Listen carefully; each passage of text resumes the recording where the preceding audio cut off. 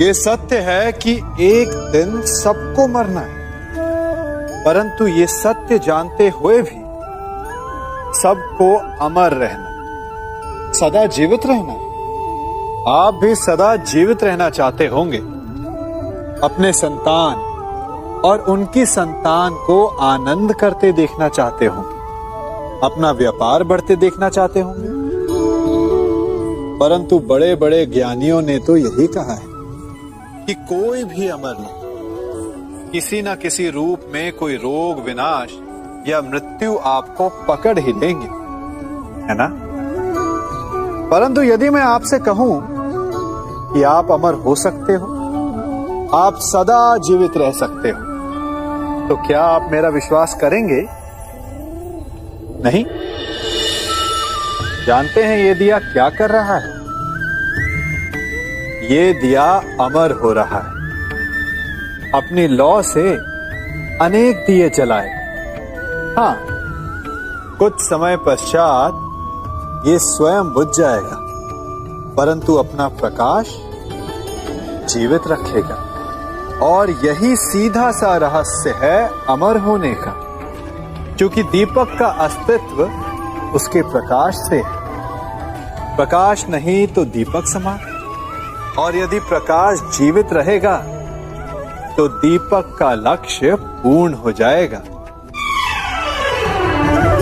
उसी प्रकार मृत्यु तब नहीं होती जब शरीर मरता है। मृत्यु तब होती है जब हमारी सोच, हमारी विचारधारा, हमारा ज्ञान, हमारा सम्मान मर जाता है। इसीलिए अपने ज्ञान, सोच और प्रेम को बांटे, ठीक इस दीपक की भांति, जिससे कई दीपक जलेंगे और वो कुछ और दीपक जलाएंगे, और आप सदा सदा के लिए अमर हो जाएंगे। आप किसे मित्र मानते हैं? उसे जो आपसे मीठा बोले, और शत्रु किसे मानते हैं? उसे जो आपसे कड़वा बोले? नहीं, शत्रुता और मित्रता दोनों का निर्णय उनकी बातों से नहीं होता। कभी कभी मीठा बोलने वाला आपका शत्रु हो सकता है, और कभी कभी कड़वा बोलने वाला आपका मित्र। ठीक उसी भांति जैसे मीठा सोम रस हानिकारक होता है और कड़वी औषधि लाभदायक, इसीलिए किसी को भी उसके शब्दों से नहीं, उसके कर्मों से पहचानिए, क्योंकि मनुष्य के कर्म ही उसकी पहचान होती है कि वो शत्रु है या मित्र। हमारे जीवन में दो संबंधों का बड़ा महत्व है, क्योंकि दोनों सीधे हृदय से जुड़ते हैं। एक मित्रता और दूसरी शत्रुता। हृदय से जुड़ने वाली मित्रता और शत्रुता अधिकतर हमारे वचनों से जन्म लेते हैं। जब हम सफलता के कारण अधिक उत्साह में होते हैं या किसी हानि के कारण आक्रोश में होते हैं, उस समय हमारे वचनों पर हमारा नियंत्रण नहीं रह पाता। ऐसी स्थिति में हम कुछ ऐसा बोल जाते हैं कि सामने वाला उसे हमारा अहंकार समझकर हमसे मित्रता तोड़ देता है, या अपना अपमान समझकर हमसे शत्रुता साध लेता है। क्रोध उस उबलते जल के समान होता है, जो शत्रु को जला पाए या ना जला पाए, तो वो स्वयं को भाप बनाकर अवश्य नष्ट करता रहता है। इसलिए मुख से वचन निकालने से पूर्व श्रेयस्कर यही है कि उसे आत्मा के तराजू में तौल लिया जाए, क्योंकि एक पल में निकला हुआ वचन कई जन्मों तक दंड बन सकते हैं। कभी चुंबक को देखा है कैसे वो लोहे की ओर आकर्षित होता है, और कैसे वो लोहे को अपनी ओर आकर्षित करता है? क्योंकि उसके स्वभाव में ही आकर्षण है। हम सब के भीतर भी एक ऐसा ही चुंबक होता है। विचार का चुंबक जो सदा अपने ही जैसे विचारों को आकर्षित करता है। हम जो बोते हैं वही काटते हैं। उसी प्रकार हम जैसा सोचते हैं वैसा ही पाते हैं। साधु ईश्वर का नाम जपता है तो उसे ईश्वर मिल जाता है। अर्थात फल हमारी सोच पर निर्भर करता है। ओस की बूंद यदि केले के पत्ते पर गिरे तो वो कपूर बन जाती, सीप में गिरे तो मोती, और यदि विषधर के मुख में गिरे तो विष। बूंद एक है परंतु उसके प्रारब्ध भिन्न है, क्योंकि उसे आकर्षित करने वालों का व्यवहार भिन्न है। इसलिए यह आप पर निर्भर करता है कि आपको भविष्य में विष चाहिए या अमृत।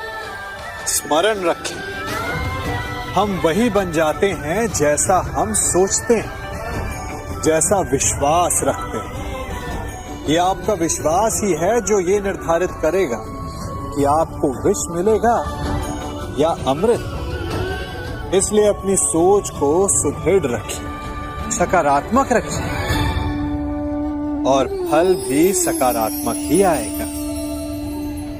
जब से ये सृष्टि बनी है, नदी की धारा और चट्टान के मध्य सदा संघर्ष रहा है, परंतु हर बार चट्टान की कठोरता को हारना पड़ता है, और नदी की धारा कोमल होते हुए भी कठोर चट्टान को काट देती है। कभी सोचा है क्यों?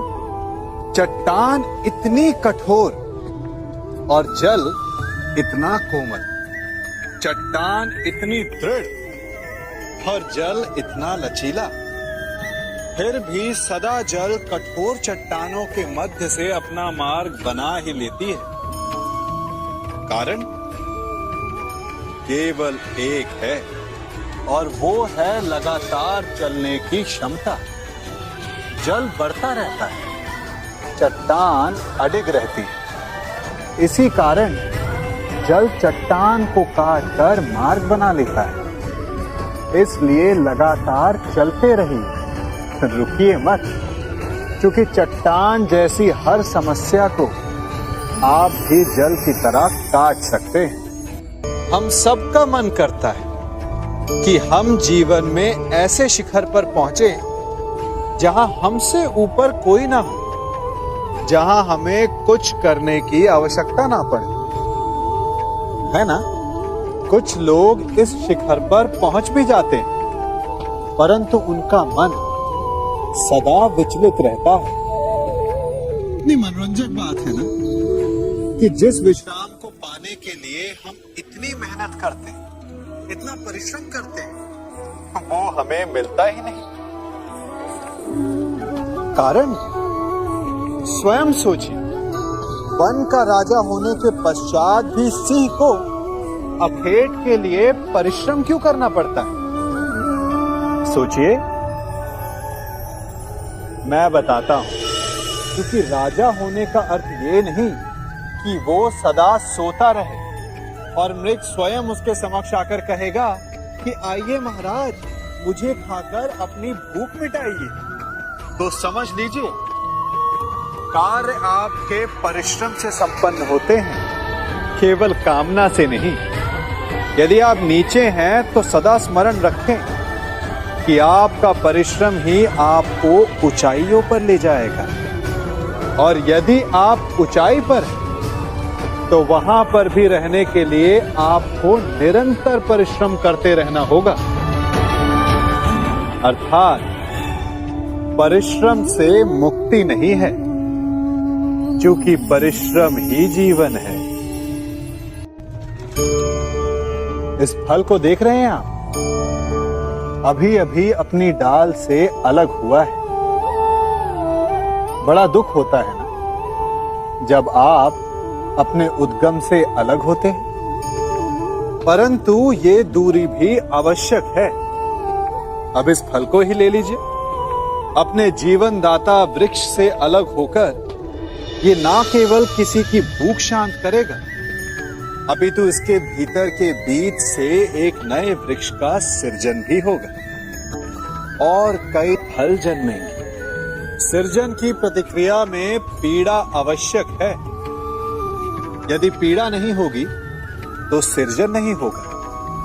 पीड़ा अपने उद्गम से दूर होने, पीड़ा अपनों से दूर होने। इस फल की भांति हम मनुष्यों को भी अपने उद्गम से, अपने सगे संबंधियों से अलग होना पड़ता है और यही अलगाव एक नए सृजन को, एक नई सृष्टि को, एक नए विकास को जन्म देता है। इसलिए ऐसे अलगाव से दुखी मत होइए, उसका स्वागत कीजिए, क्योंकि ये विकास की नींव है। सबसे अधिक महत्वपूर्ण क्या है? जीवन, या जो जीवन में पाया, यात्रा या यात्रा पूर्ण करने के बाद पाया गया लक्ष्य, कर्म या उसके फल? बहुत ही महत्वपूर्ण परंतु विकट प्रश्न है ना? परंतु तनिक धीरज से सोचेंगे तो इसका उत्तर अधिक कठिन नहीं है। यदि जीवन यात्रा है तो उसका लक्ष्य क्या होना चाहिए? स्वयं सोचिए। मान, संतान, धन? नहीं ना। अंतिम लक्ष्य है परम आनंद और ये अचानक से नहीं मिलता। इसे पाने का केवल एक ही उपाय और वही आपका कर्म, वही आपकी यात्रा भी और वही आपका प्रारब्ध भी है। और आपको कौन बताता है कि आपके लिए सही क्या है? वो है आपका मन, जो मस्तिष्क की भांति हानि और लाभ नहीं सोचता, जो आपको ये बताता है कि शुभ किसमें, संसार का कल्याण किसमें, आनंद किसमें। यदि आपका मन संयमित है तो वो आपका सबसे महत्वपूर्ण मार्गदर्शक है, जो आपकी यात्रा, आपका लक्ष्य, आपके कर्म और उसके फलों को सबको शुभ बना सकता है।